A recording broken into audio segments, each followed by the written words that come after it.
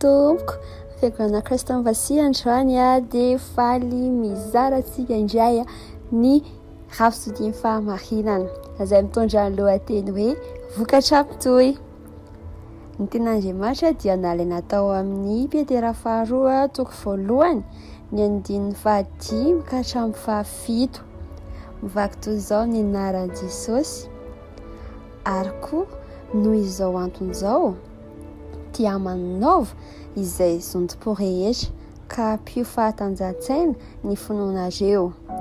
Ny fahatanjahantsaina ampio fahalalana, ny fahalalana ampio fahononam-po ary ny fahononam-po ampio faharetana ary ny faharetanareo ampio toepanay araka an'Andriamanitra ary ny toepanay araka an'Andriamanitra ampio fahalemem-panay amin'ny rahalahy ary ny fahalemem-panay amin'ny rahalahy dia fitiavana. Amen.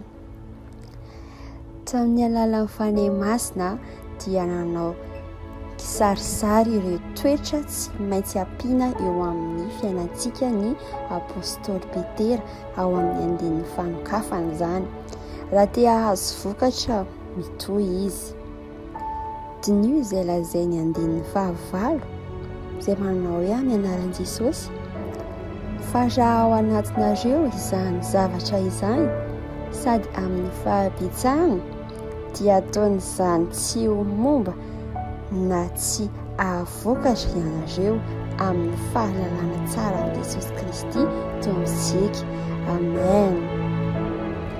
Midika izany fa tsy mila miady mafy ianao mba hahazoanao vokatra eo amin'ny fiainanao ara-panahy. Fa any tsy maintsy ataonao dia ny manao izay lazainy teny hoe ampio fahatanjahantsaina ny finoanareo, ny fahatanjahantsaina ampio fahalalana, ny fahalalana ampio fahononam-po ary ny fahononam-po ampio faharetana ary ny faharetanareo ampio toepanay araka an'Andriamanitra ary ny toepanay araka an'Andriamanitra ampio fahalemem-panay amin'ny rahalahy ary ny fahalemem-panay amin'ny rahalahy dia fitiavana. Wow! Ireo hatsarana ao anatinao ireo dia hiasa ho azy mba hanome antoka fa tsy momba na tsy mamokatra ianao amin'ny fahalalana feno sy mazava tsara an'i Jesosy Kristy tompontsika.